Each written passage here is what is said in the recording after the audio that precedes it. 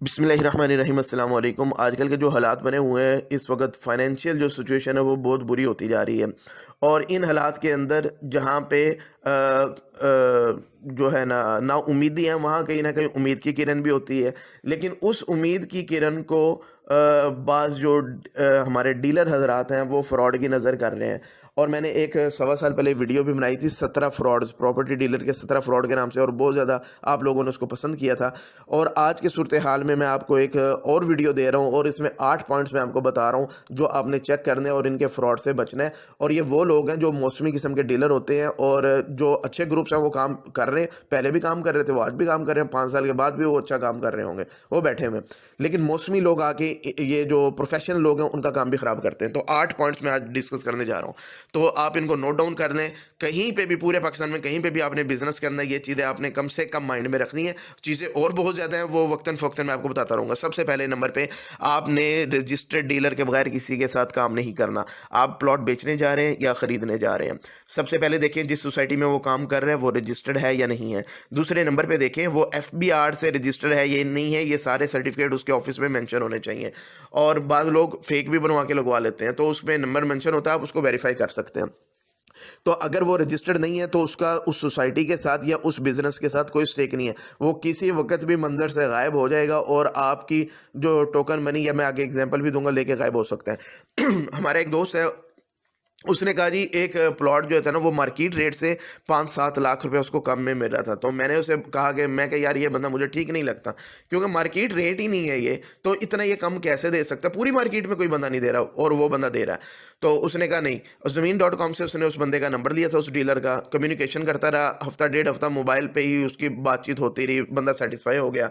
फिर ये बंदा, मेरा जो दोस्त था, वो उसके ऑफिस गया और चाय पानी पी माशाल्लाह, और बड़े मुतासिर होकर निकला। और उसने कहा जी सर आप टोकन मनी कर दें। अब मैं आपको इस एग्जांपल दे देता हूँ कि अगर फॉर एग्जांपल वो 60 लाख का प्लॉट था, वो उसको ऑफर कर रहा था 54 लाख रुपीस कि मैं आपको दे देता हूँ। बात समझ में नहीं आती। चले, क्या पता कोई ऐसा मजबूर कस्टमर हो जो बेच रहा हो, और वो और वो प्रॉपर्टी डीलर इतना वो नेक दिल और ईमानदार था, उसने कहा जी मैं 1 रुपया भी रखे बगैर जो है ना इसको, वो अगला 54 में बेच रहा, मैं 54 में दे दूंगा। पूरी मार्केट में 60 का नहीं मिल रहा और वो 54 का दे रहा है। और क्या हुआ, ये बंदा गया, उसने उससे मुलाकात वगैरह की, और उसने कहा जी टोकन मनी आप 1 लाख रुपया दे दें। इसके पास 1 लाख नहीं था, 15,000 पड़ा था इसके पास। उसी वक्त इसने जी 15,000 उसको थमाया। अगले दिन इसने कहा जी मैं आपके जो है ना आपको प्लॉट भी दिखा देता हूँ, पार्टी से बात भी करवा देता हूँ। अगले दिन फिर फ़ोन पे ही रब्ता हुआ, उसने कहा जी पार्टी 2-3 दिन का टाइम मांग रही है, और ये आएँ बाएँ शाएँ, कोई प्रॉपर्टी होती तो वो जो है ना बात होनी थी ना। ना कोई पीछे क्लाइंट था, ना कोई बेचने वाला मौजूद था, ना कोई प्लॉट था, ये स्कैम चल रहा था।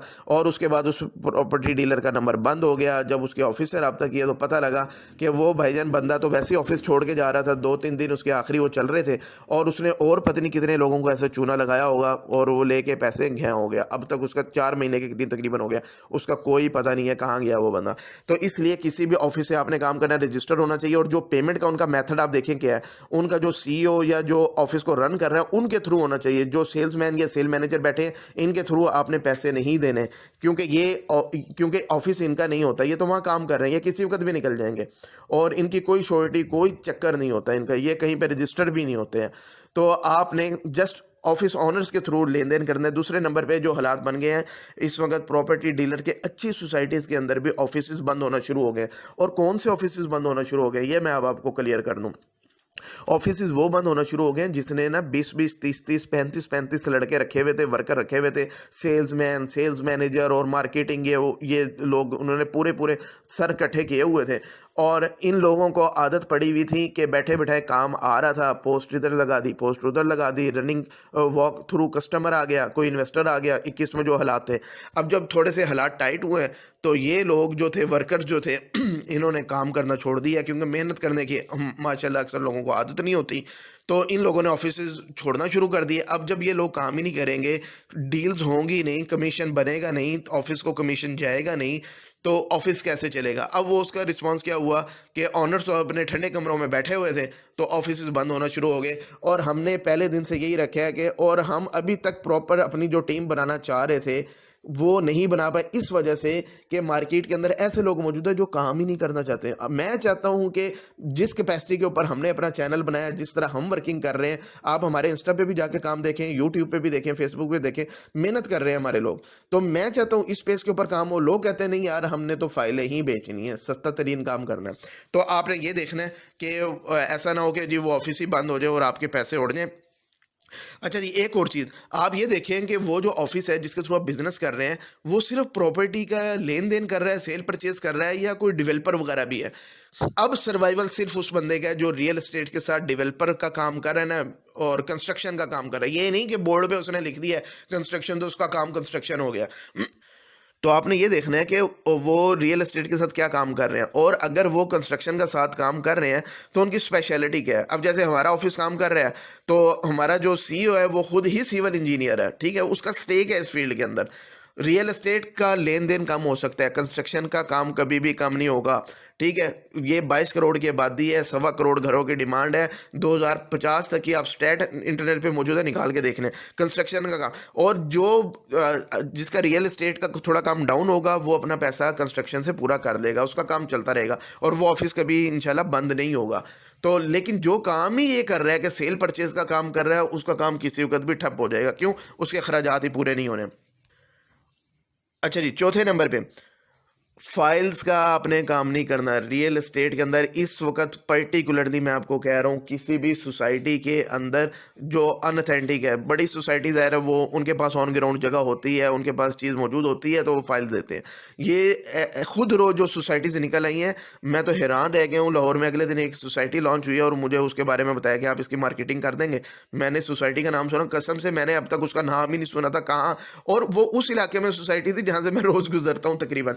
तो मैं हैरान रह गया कि अच्छा ये सोसाइटी भी कहीं निकल आई है और उसकी वो मार्केटिंग शुरू हुई है। मैं हैरान रह गया हूँ। तो आपने फाइल्स में नहीं फंसना, आपका सारा पैसा डूब जाएगा।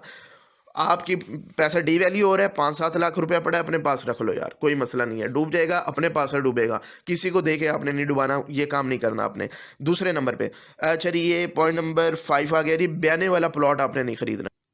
इस वक्त क्या चल रहा है कि जो बेचने वाले लोग भी मौजूद हैं, बेचारे मजबूर हैं, वो अपना प्लॉट डीलर्स को दे रहे हैं। डीलर क्या कर रहे हैं, फटी लगा रहे हैं, और बयाने वाला मार्केट में आपको चल रहा होगा, ये बयाने वाला प्लॉट है, ज़ाहिर है उसका टाइम फिक्स होता है कि जी महीना 2 महीने टाइम मिल जाता है। तो आपने बयाने वाला प्लॉट नहीं लेना। आपने कहना है कि भाईजान मुझे डायरेक्ट प्लॉट चाहिए, ऑनर के साथ डायरेक्ट प्लॉट चाहिए, तो डायरेक्ट देता है तो ठीक है। अब डायरेक्ट किस तरह होगा, पॉइंट नंबर 6 पे मैं आता हूँ। डायरेक्ट इस तरह होगा कि आप कहोगे मेरी डीलर जो डायरेक्ट ऑनर है ना प्लॉट का या प्रॉपर्टी का जो भी है, उसे आप मेरी मुलाकात करवाएं, और उसकी कभी भी आपकी ये डीलर जो है ना मुलाकात ही नहीं करवाएंगे। मुलाकात क्यों नहीं करवाएंगे? क्यों? बीच में फट्टी लगा रहे होंगे। अगर उधर से एक चीज़ आपसे 90 लाख की खरीद रहे हैं और आपको वो 1 करोड़ की दे रहे हैं, बीच में 10 लाख की तो फट्टी हो गई। चलो 10 लाख की नहीं, 5 लाख की तो फट्टी हो गई। 1% से किसी का पेट नहीं भरता, मैं आपको ऑनेस्टली बता रहा हूँ। लेकिन मैंने अपना एक असूल बनाया है, हमारे ऑफिस का असूल है कि हम जो बेचने वाला और ख़रीदार दोनों को आमने सामने बिठाएंगे, ताकि बेचने वाले को पता हो कि वाकई मैं इतने का बेच रहा हूँ, ख़रीदने वाले को पता हो कि वाकई मैं इतने का ख़रीद रहा हूँ। बीच में सिर्फ हमारा अपना जो कमीशन बनता है वो हम अपना लेंगे। लेकिन उसका एक और मसला ये होता है कि जब हम दोनों पार्टियों को सामने करवाते हैं, तो ख़रीदार और बेचने वाला ये भी पाकिस्तानी है ना माशाल्लाह, तो ये भी सहने, वो क्या करते हैं, डायरेक्ट हो जाते हैं, और वो बेचारा जिसका कमीशन बनना था वो बेचारे की मेहनत ज़ाया हो जाती है, और अल्टीमेटली ये जो डीलर होगा जो हक हलाल तरीके से कमाना चाह रहा है, वो भी 2 नंबरी पे आ जाएंगे। हमने ये रखा है कि जब तक आप उसका टोकन बयाना नहीं करेंगे, जितना दोनों साइडों से 1% बनता है, 1 करोड़ की प्रॉपर्टी है, तो जो ख़रीदने वाला है वो 5 लाख रुपया मिनिमम तो देगा ना, तो उससे 2 लाख रुपया डीलर अपने पहले साइड में कर लेगा, और उसको शोर हो जाएगा कि भाईजान मेरे पैसे नहीं मारे जाएंगे, ना ख़रीदार की तरफ से ना बेचने वाले की तरफ से। उसके बाद जब वो डील आगे चलेगी, दोनों पार्टियों को सामने बिठा देगा, और सारी जो भी आपने बात करनी है आमने सामने बैठ के करो। और एक चीज़ डिफ़ाइन होनी चाहिए, असूल होना चाहिए कि भाईजान ये मेरा पैसा बनता है, ये आपका बनता है, इतने में मैं ख़रीद रहा हूँ, इतने में दे रहा हूँ। असूल पे जो बंदा नहीं चलता भाईजान, वो कभी कामयाब नहीं होता। तो हमने डिसाइड किया कि हम अपने आप को इस तरह सेफ भी करेंगे और किसी का ना नुकसान भी नहीं होने देंगे। तो ये आपने और जो आपको डायरेक्ट नहीं मिलवाता और कहता नहीं जी हमारे पास तो बयाने का ही पड़ा है, तो फ़ौरन आप पीछे हट जाएं, उसके साथ आप डील ना करें फिर। अच्छा जी, पॉइंट नंबर 7, प्लॉट बेचने वाला या जो घर बेचने वाला ना, वो बहुत ज़्यादा मुहतात रहे, क्योंकि इस वक्त सबसे ज़्यादा जो फटी लग रही है ना, वो उसी बंदे को लग रही है। आप बेचने जाओ, आपको वो कौड़ियों का रेट बताएंगे कि आपका वैसे दिल खट्टा हो जाएगा। और जब आप 2-4 लोगों के पास जाएंगे ना, और यही आवाज़ आप सुनेंगे कि नहीं जनाब इससे ज़्यादा नहीं, तो आप जो है ना वाकई दिल आप छोड़ देंगे। और अगर आप मजबूर हुए तो आप जो है ना औने पौने अपनी प्रॉपर्टी बेच देंगे। अगर आपके साथ खुदा न खास्ता कोई मसला है और कोई ज़रूरत ऐसी पड़ गई है, तो आप हमारे पास आएँ, हम इंशाल्लाह आपकी डील करवाएंगे। लेकिन मार्केट वैल्यू उसकी होनी चाहिए। ये भी नहीं कि आप उसकी वैल्यू इतनी ज़्यादा बता दें कि ये मेरी डिमांड है। एक जो एक्चुअल होनी चाहिए, जो हकीकत के करीब एक चीज़ होनी चाहिए, वो होनी चाहिए। तो हम आपके साथ आपको डायरेक्ट ओनर से भी मिलवा देंगे, बशर्ते कि जब हम खुद सिक्योर हो जाएंगे। और आपको आमने सामने बिठा के आपकी अच्छी डील भी करवाएंगे। बीच में हमारा कोई स्टेक, कोई वो नहीं होगा, और नहीं आपको हम ना उम्मीद करेंगे, ठीक है। क्योंकि इस सूरत हाल के अंदर किसी को हौसला देना, ये भी मैं समझता हूँ एक बहुत बड़ी इबादत है। तो ये जो डीलर हजरात करते हैं ना, कि पूरा एक एका किया होता है और उसको इतना खट्टा कर देते हैं जनाब गाह की कोई नहीं है, हालांकि वही खुद ही ये अपना बीच में रख के उसको अच्छे दाम ये निकाल देंगे। तो हम ये काम नहीं करेंगे। तो अगर किसी के साथ कोई खुदा न खासा ऐसा मसला आ जाता है, तो वो हमारे से रब्ता करें, इंशाल्लाह हम पूरी अपनी कोशिश करेंगे, बाकी आपकी किस्मत है। 8 नंबर पे आप देखें नहीं, वो जो बंदा काम कर रहा है, वो जो ऑफिस काम कर रहे हैं, आप ना देखें कि उसका क्या आउटलुक नज़र आ रही है। आप आज का दौर है, डिजिटल का दौर है, और आगे ये बिजनेस चलेगी डिजिटल की बेस पे। आप देखें कि उसका डिजिटल इस वक्त स्टेक क्या है, कहीं मौजूद भी है वो बंदा डिजिटल पे, उसकी आप वर्किंग देखें, उसको पता भी है कोई डिजिटल का वर्किंग कर भी रहा है, कहीं यूट्यूब पे, इंस्टा पे, फेसबुक पे, टिकटॉक पे, कहीं लिंक्डइन पे, कहीं पे ये चीज़ें एग्जिस्ट करती हैं उसकी। उससे क्या होगा कि उसकी प्रोफाइल चेक करना आपको आसान हो जाएगी। उसका पिछला काम देखें आप, वो किस तरह की वीडियोस कर रहा है, किस तरह की बात कर रहा है, उसकी अप्रोच क्या है, और उसका कोई वीएन है भी या नहीं भी है, या बस वही लगा हुआ है जी ये फाइल खरीद लो, ये खरीद लो, ये खरीद लो, ये किस्तों वाली खरीद लो, ये खरीद लो, ये खरीद लो, वही। अगर कोई इस तरह का जो है ना बगैर मेहनत के कोई काम कर रहा है ना, तो उस बंदे ने ज़्यादा देर इस फील्ड में टिकना कोई नहीं है। ये आप मेरी बात लिख लें। डिजिटल पे हर चीज़ कन्वर्ट हो रही है। 2 या 3 साल के अंदर ये बिजनेस सिर्फ वो लोग करेंगे जो डिजिटल पे मौजूद होंगे। हमारा ओवरसीज पाकिस्तानी बैठा है, वो गौर से सुने, उस बंदे को करें जिसकी फॉलोइंग मौजूद है डिजिटल पे, और फॉलोइंग सिर्फ उसी बंदे को मिलती है। एक तो होती है लोग फेक जो है ना, वो पेड भी फॉलोइंग ले लेते हैं, सब्सक्राइबर भी मिल जाते हैं, फॉलोवर भी मिल जाते हैं, लेकिन आप देखें कि उसकी व्यूअरशिप कितनी है। वो वीडियो अगर आ रही है तो क्या लोग उसकी वीडियो को पसंद कर भी रहे हैं, उसके कमेंट्स देखें, उसकी लाइक रेशो देखें, उससे आपको पता लगेगा कि भाईजान बंदे का काम है और लोग इसको पसंद कर रहे हैं, इसकी मेहनत है, कोई इसका स्टेक लगा हुआ है इसके अंदर।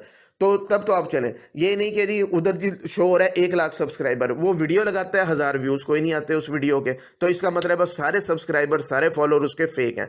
तो डिजिटल उसका बैकग्राउंड आप चेक करें। अगर डिजिटल बैकग्राउंड नहीं है तो इसका मतलब है वो ज़्यादा अरसा चलने वाला नहीं है। और इन्वेस्टर हज़रात स्पेशली और ओवरसीज इन्वेस्टर जो है ना, ऐसे बंदे के साथ ना चले, क्योंकि जिसकी डिजिटल प्रेजेंस नहीं है, वो ना कल को आपकी मार्केट सही कर सकेगा, ना आपकी चीज़ सही बेच सकेगा, क्यों उसकी फुटिंग ही कोई नहीं आगे रह जानी। तो ये आपने लाजमी चेक करना है। ये 8 पॉइंट्स मैंने आपको बताए हैं, इंशाल्लाह आपके लिए बेनिफिशियल होंगे। उम्मीद है कि मुझे अब इसके बाद सख्त रिएक्शन भी आएगा मेरी अपनी कम्युनिटी की तरफ से, लेकिन जो अच्छे लोग काम कर रहे हैं, जिनका ये कंसर्न था कि बुरे लोग आके इस फील्ड को ख़राब कर रहे हैं रियल एस्टेट की, और उनकी तरफ से इंशाल्लाह मुझे अप्रिसिएशन भी मिलेगी। तो हमारा काम है कि अपने पाकिस्तानियों को ना धोखा देना है, ना धोखा जो धोखा दे रहे हैं उनको एक्सपोज भी करना है। तो पूरे हमारे मुल्क का मसला ये बना हुआ है कि हमारा जहाँ हाथ पड़ता है ना, हम अगले को चीट करते हैं, धोखा देते हैं, नहीं देखते कि ये हमारा भाई है या हमारा रिलेटिव है, नहीं करते हम कोई हिसाब। उसका क्या होता है, अल्लाह पाक का अज़ाब भी आता है, और हम रोते ही रहते हैं, हमारा काम भी नहीं चलता, रोते ही रहते हैं, और हर वक्त मसले मसाइल का शिकार रहते हैं। तो अहद कर लें, ना धोखा देना है और ना अपने साथ धोखा होने देना है। तो उम्मीद है वीडियो पसंद आई होगी। Thank you very much.